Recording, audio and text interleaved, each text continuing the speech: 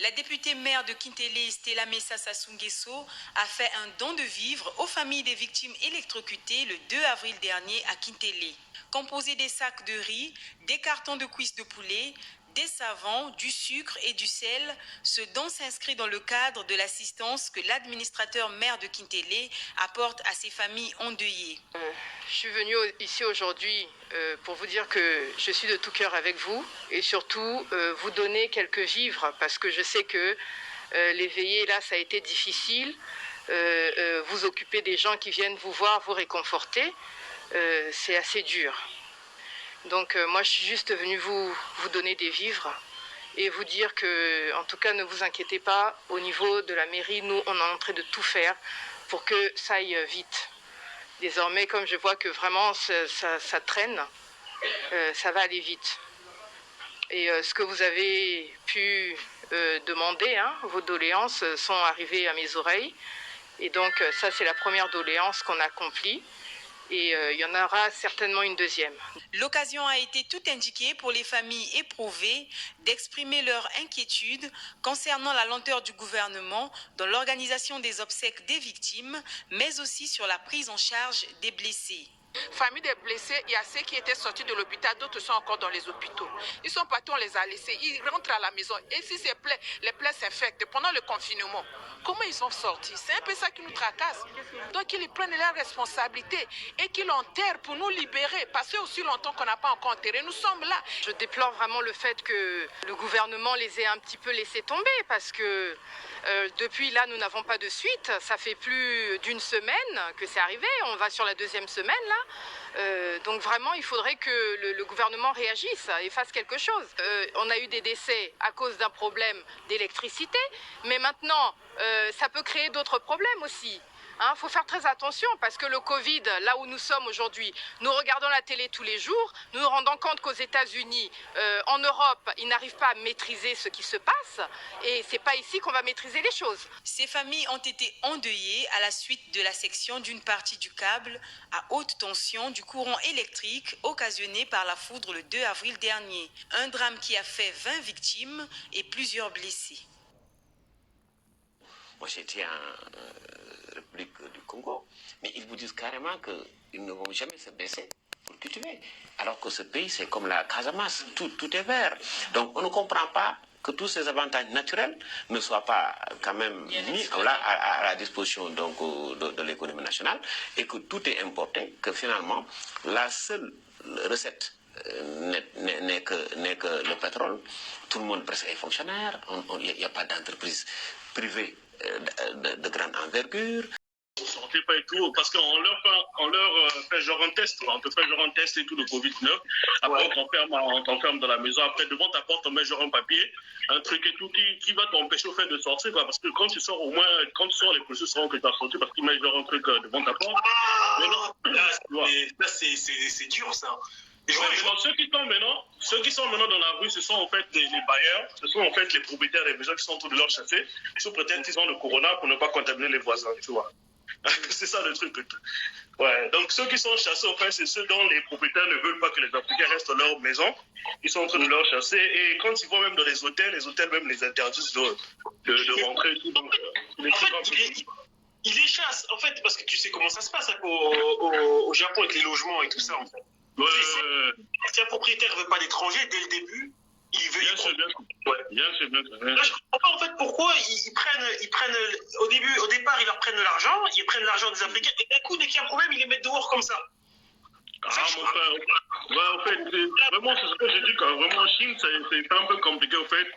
En fait, si je parle trop ou quoi que ce soit, les gens vont peut-être penser que je suis contre les Chinois, contre les Asiates, tu vois. Oh, ma fille est l'Asiate, hein, tu vois, tu vois, je suis pas contre les Asiates. Je suis pas contre les Asiates, mais ce qui se passe, excuse-moi et tout, je coupe la parole un peu, mais ce qui se passe en Chine, vraiment, c'est grave, quoi. Voilà, quoi. Donc, attends, je sais pas comment on va faire, mais j'ai déjà parlé à mon frangin, lui, là, à la maison là-bas en Chine. Il est en Guangzhou, là-bas, la ville où il y a même eu tous ces cas-là, où les sortaient de la maison. Ouais. Donc, je sais pas comment on va faire, comme ça, lui, il sera en ligne au moins, je pourrai lui poser petit à petit toutes les questions. Mais si vous me permettez, je vais m'adresser à notre peuple en premier lieu et je vais finir par les autorités chinoises.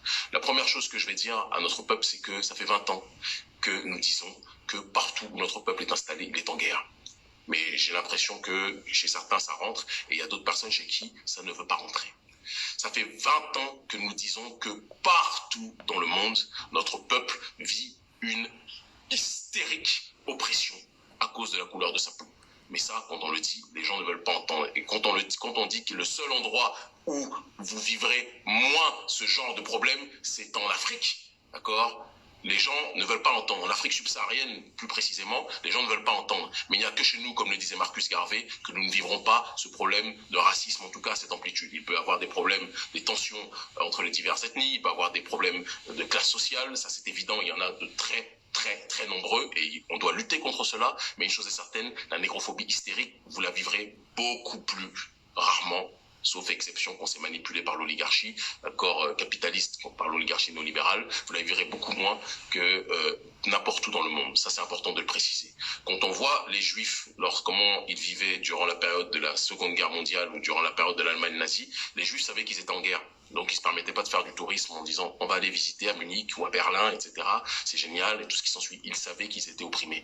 Malheureusement, notre peuple est autant détesté aux quatre coins du monde que les Juifs l'étaient durant l'Allemagne nazie.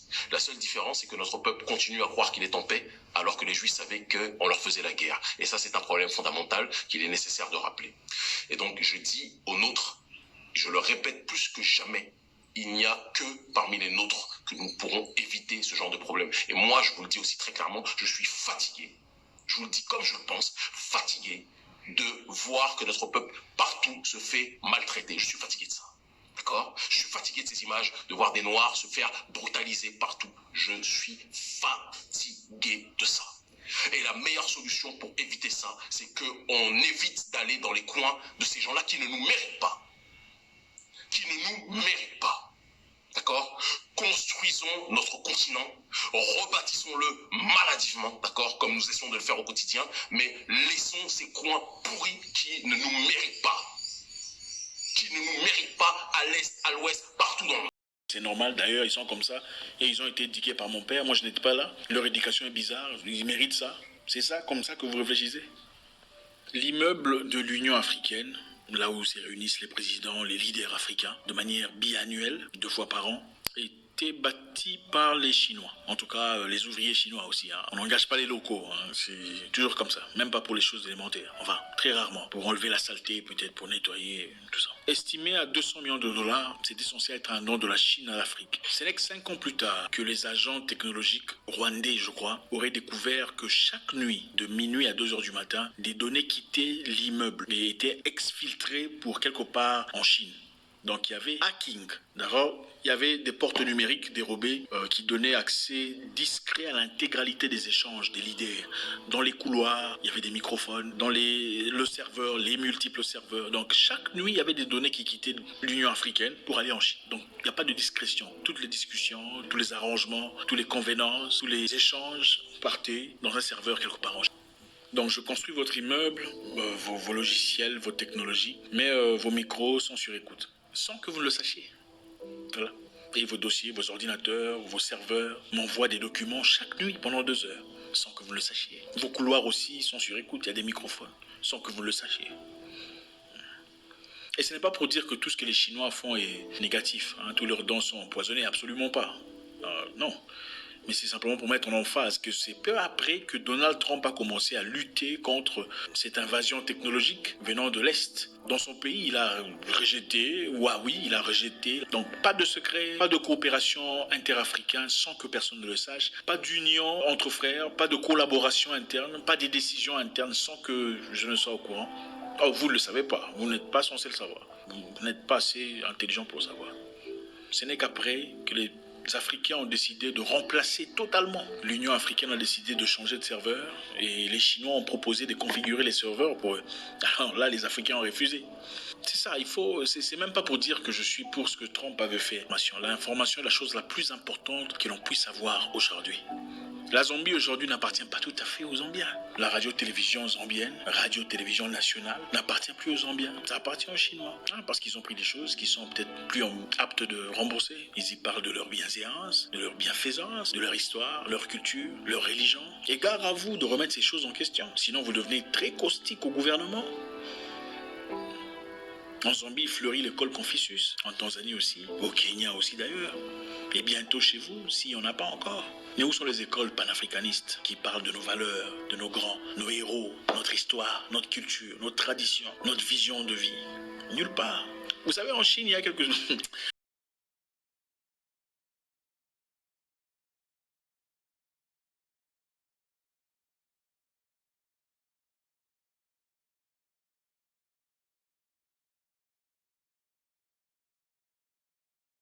appelé depuis l'Allemagne et il y allait très fort. Il a dit le problème de la communauté, c'est qu'elle est très négative. On est tout le temps en train de parler en mal des autres et donc de fait on propage cette image-là de la communauté noire. Le noir est toujours en train de penser que les autres lui veulent du mal.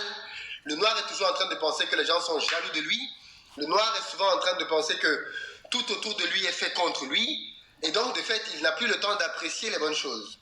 Harold a dit que l'être humain en général est méchant, ce n'est pas propre au noir. Et donc il faut que l'Africain, le noir, arrête d'être dans la vision en la vie.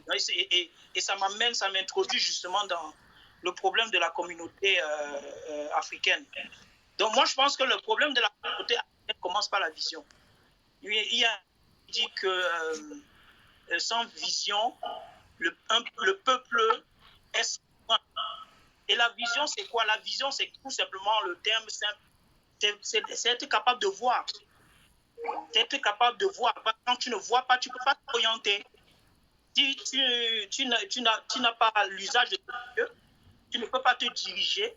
Tu ne peux pas te conduire vers la direction que tu veux. Tu ne peux pas comprendre le monde. Et la vision donc implique la connaissance. Et c'est ça le véritable problème de la communauté noire. Quand j'analyse la communauté noire par rapport aux autres communautés, c'est que les autres communautés ont accès à des informations que la communauté noire, quand je regarde dans l'ensemble, je cause avec beaucoup de frères africains qui ont même parfois fait de longues études, mais je me rends compte qu'ils ne connaissent pas en réalité le vrai problème du monde, le vrai problème de l'économie mondiale.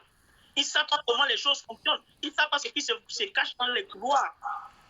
Par exemple, ils ne savent pas qu'en réalité, aujourd'hui, le monde est créé de telle sorte que, ou est géré de telle sorte que c'est les traders, ce sont les actionnaires qui dirigent le monde. Le monde est dirigé par des grands actionnaires, c'est-à-dire par des multinationales. Donc, quand tu regardes la communauté noire par rapport aux autres communautés, quels sont ceux qui sont plus actionnaires dans le monde? Tu te rends compte que la communauté noire est à la traîne. C'est ça. En fait, on n'est pas là où les vrais enjeux se déroulent, quoi. C'est ce que tu veux dire? Voilà, on n'est pas là où les vrais enjeux se déroulent. Pourquoi? Parce qu'on a un problème de connaissance. On est dans le sport. Voilà, quand on se retrouve entre nous, au lieu de parler des informations libératrices, on parle d'autres choses qui n'ont rien à voir. Real Barça. Eto'o Drogba. Voilà, donc c'est un peu comme quelqu'un, par exemple, qui ne connaît pas l'or, qui ne connaît pas le diamant. Il ne sait pas identifier l'or, il ne sait pas identifier le diamant. Qu'est-ce qui se passe? Même s'il voit le diamant, il ne saura pas que c'est le diamant. Tout à fait. Même s'il voit l'or, il ne saura pas qu'il vit sous l'or. Je corrobore pour dire que c'est drôle, mais tout le monde ici sait que l'Afrique est très riche. On a toutes les matières premières, l'or, le cobalt, le zinc. Mais si tu mets quelqu'un face au cobalt, il va passer devant. Il ne va pas te dire que ça c'est le cobalt. Il ne sait pas que c'est le cobalt. Tu as raison. Ça m'amène parce que j'ai un peu écrit, parce que les autres...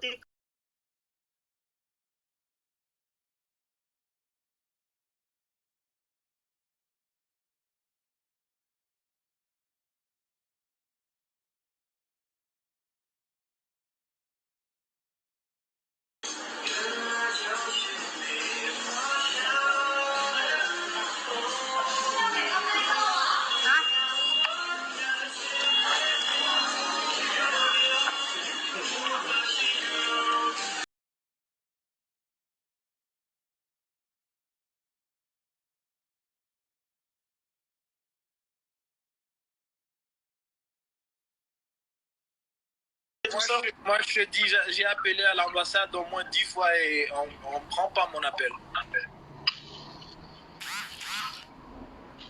En fait, c'est limite, ils s'en foutent, en fait, de la population, de leur population, de leurs citoyens.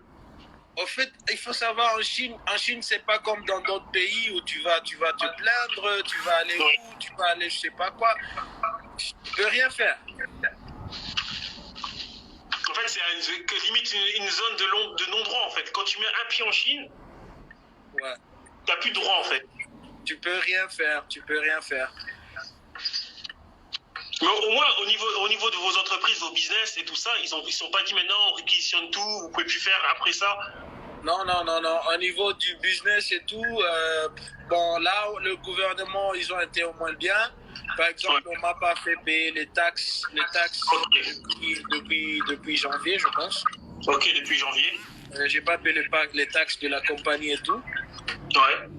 Et on nous renouvelle les visas automatiquement. Et bon, c'est ça seulement. Et il y a que ça. Au niveau il y a aussi l'histoire.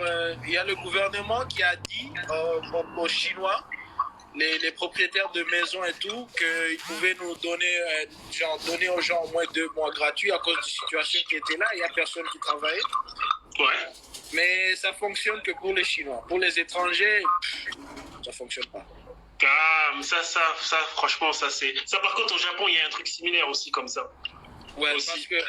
Ouais. Il y a des subventions et tout ça pour ceux qui travaillent, en fait, ceux qui sont touchés par le corona et tout ça, mais c'est que pour les Japonais d'abord. Ouais. Ça, c'est comment on a dit. Il y a un truc qui s'est passé chez moi ici. Ouais. Il y a le management du garden là où je vis et les autres gens qui vivent ici qui se plaignaient, qui faisaient des plaintes que mon propriétaire de la maison devait me faire sortir de la maison. Attends. Les mecs, ils sont même pas concernés parce que tu vis là, les autres propriétaires des trucs se sont plaints pour te faire sortir, toi, même si ton propriétaire a accepté de te laisser là. Il lui mettait la pression pour qu'il te fasse sortir. Ouais. Le propriétaire, il m'a dit qu'on lui faisait, il y a les gens qui lui envoyaient des messages, elle sait même pas là où ils ont eu le numéro et tout, qui disaient qu'il faut qu'on me chasse de ce garden ici parce que je représente un danger. Un danger comment? T'es chez toi, tu fais rien du tout. Et ben, c'est comme ça. Mais heureusement que ma propriétaire là, elle est bien parce qu'elle a vécu aux États-Unis et tout. Ouais. Ah, donc elle est ouverte. Elle est ouverte, elle sait la vie, comment ça se fait à l'étranger. Ouais. Elle m'a dit seulement, il faut les ignorer et évite les problèmes parce que même avant qu'on me mette en quarantaine, je te jure, je montais toujours l'ascenseur. Même s'il y a une queue de 20 personnes ou 30 personnes, quand l'ascenseur arrive, personne monte l'ascenseur avec moi. T'es abusé. Ouais, c'est beaucoup. Ouais. Bah, en tout cas, sur ça, par rapport à ta propriétaire, là, tu as eu de la chance que tu es tombé sur une femme. J'ai eu vraiment de la chance parce qu'elle me supporte, elle me dit il faut les ignorer et tout, il faut faire ce que tu as à faire ici et ignorer de quoi d'autres gens pensent de toi ou de ceux qui te regardent. Parce que même quand tu marches, il y a tout le monde qui te prend des photos et des vidéos et tout. Ouais, ça c'est oui, ce casse-tête par rapport à ça. Ouais. Et là, l'avenir, là, maintenant, comment tu te sens par rapport à la Chine? T'as envie de rester ou t'as envie de bouger? Franchement, j'ai plus envie de rester. Même si après, il te libère, il te laisse. Même après, je dois finir ce que je dois finir, mais je ne me vois pas vraiment être en Chine longtemps. C'est pas un endroit où j'aimerais avoir une famille. Un endroit où j'aimerais avoir mon enfant grandir et vivre ce que j'ai subi, et expérimenter tout ce que j'ai expériencé. C'est pas bon. Ouais. Ah, franchement, moi je dirais, moi c'est ce que je disais, j'ai déjà dit dans mes vidéos, moi si le Japon ça devient comme ça, moi en fait en France, moi c'était pas vraiment comme ça, mais des fois je voyais la discrimination par rapport au taf, même avec des diplômes et tout ça, et ça m'a saoulé, j'ai bougé. Et là je pense que là avec ce qu'ils font aux Africains, là je pense, après ça il y aura pas mal de personnes qui vont être dans ton cas, qui vont vouloir bouger. Les gens se fatiguent, parce que même maintenant avec les